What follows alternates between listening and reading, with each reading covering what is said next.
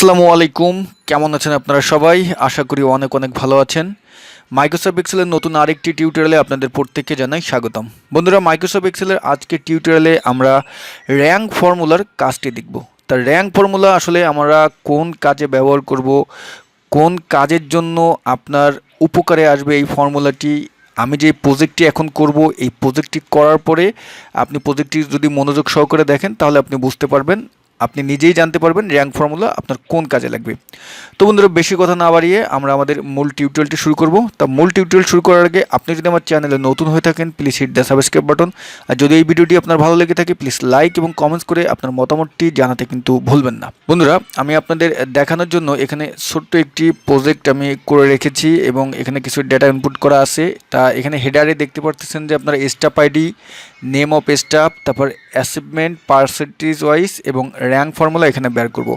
তার rank formula আমি এখানে কি বের করতে চাচ্ছি সেটা একটু আগে আপনাদের বলে নিই। আমি চাচ্ছি যে এই যে আমি অ্যাচিভমেন্ট বের করলাম, এখানে আপনার কে ফার্স্ট আছে, হ্যাঁ, মানে এখানে যে আপনার অ্যাচিভমেন্ট বেশি অনুপাতে কে ফার্স্ট আছে এরকম 1 2 3 4 এরকম আপনার এখানে সিরিয়াল মোতাবেক উঠে যাবে। ঠিক আছে, এটা আমরা এখন আইডেন্টিফাই করব আপনার স্টাফ নেম থেকে। ঠিক আছে, তা এটা মূলত আমাদের যারা সেলস রিপোর্ট নিয়ে কাজ করি, তারপর অফিসের আমরা যারা অনেক রিপোর্ট আছে যেগুলো নিয়ে কাজ করি, সেক্ষেত্রে কিন্তু এই র্যাঙ্ক ফর্মুলাটি আপনার দরকার হবে। তা ওকে, তা এখন র্যাঙ্ক ফর্মুলা আমরা এখানে ব্যবহার করব।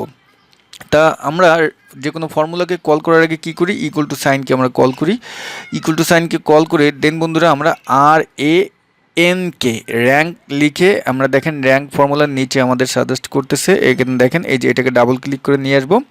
নিয়ে আসলে এখানে র্যাঙ্ক ফর্মুলার এখানে আমাকে কি কি চাচ্ছে দেখতে হবে। এখানে নাম্বার চাচ্ছে। নাম্বারটি হলো বন্ধুরা এই যে আমি যেটার মাধ্যমে আমি অ্যাচিভমেন্টটা আমি র্যাঙ্কটা শো করাতে চাচ্ছি, অ্যাচিভমেন্টের মাধ্যমে করতে চাচ্ছি, তা এটা হলো নাম্বার বন্ধুরা। তা অ্যাচিভমেন্টের এখানে প্রথম সেলটা আমরা সিলেকশন করব। সিলেকশন করে বন্ধুরা আমরা কমা দেবো। কমা দিয়ে এখন এখানে REF, দ্যাট মিনস এখানে রেফারেন্স বুঝাচ্ছে। রেফারেন্সটা হলো যেখান থেকে আমরা নাম্বার মানে আমাদের র্যাঙ্কটি বের করব সেই পুরো ডেটাটি। তো আমরা এই পুরো ডেটাটি আপনার সিলেকশন করব। এখানে দেখেন এই যে অ্যাচিভমেন্টের পুরো ডেটাটি সিলেকশন করব।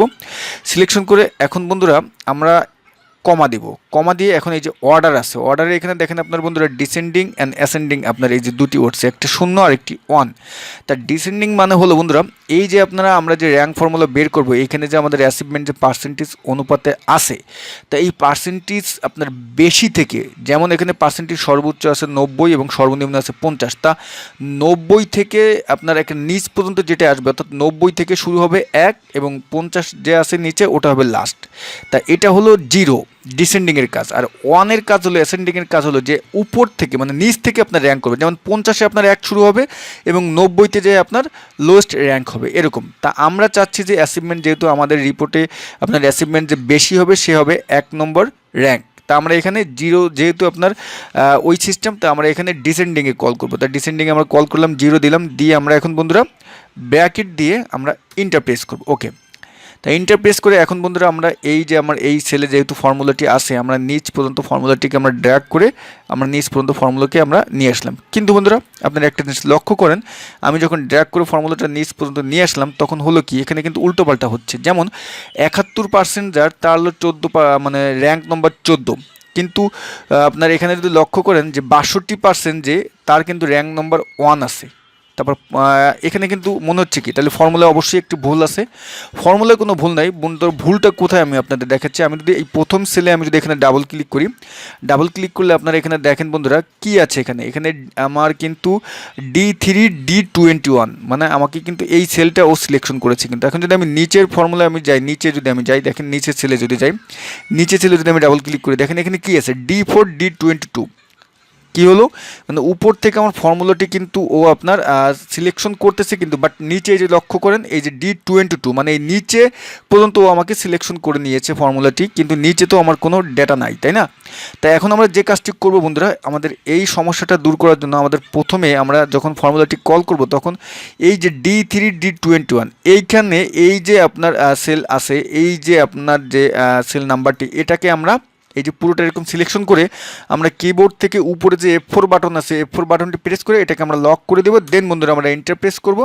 এখন বন্ধুরা আমরা যদি এটাকে আপনার ড্র্যাগ করে নিচ পর্যন্ত নিয়ে আসি, এখন কিন্তু আমার র্যাঙ্ক ফর্মুলা কিন্তু ঠিক কাজ করেছে। ওকে, তা এখন এটাকে যদি বন্ধুরা আমরা আপনার শর্ট অ্যান্ড ফিল্টার করি তাহলে কিন্তু আমরা আরও সুন্দরভাবে বুঝতে পারবো। তা আমি এটাকে পুরো এভাবে সিলেকশন করলাম, ডেটা টোকেনকে সিলেকশন করে আমরা হোম মেনুতে গিয়ে দেন বন্ধুরা একটা ডান পাশে চলে যাবো। দেখবেন যে শর্ট অ্যান্ড ফিল্টার নামে যে আপনার A Z লেখার একটা আইকন আছে, এখানে ড্রপ অ্যারোতে ক্লিক করব। ক্লিক করলে এখন আমরা এটা শর্ট অ্যান্ড ফিল্টার করব কি স্মলেস্ট টু লার্জেস্ট, মানে আমরা 1 থেকে শুরু করব। আমরা যেহেতু পার্সেন্টেজ র্যাঙ্ক শো করাতে চাচ্ছি, র্যাঙ্ক বেশিরভাগ আপনার 1 থেকে শুরু হয়, তা শর্ট স্মলেস্ট টু লার্জেস্ট এটা যদি আমরা এখন ক্লিক করি, ক্লিক করলে আমার সামনে একটি পপ আপ আপনার মেসেজ আসতেছে। তাই এখান থেকে এই যে এক্সপেন্ড দ্য সিলেকশন এটাই ক্লিক রাখবেন। ক্লিক রেখে শর্টে ক্লিক করবেন।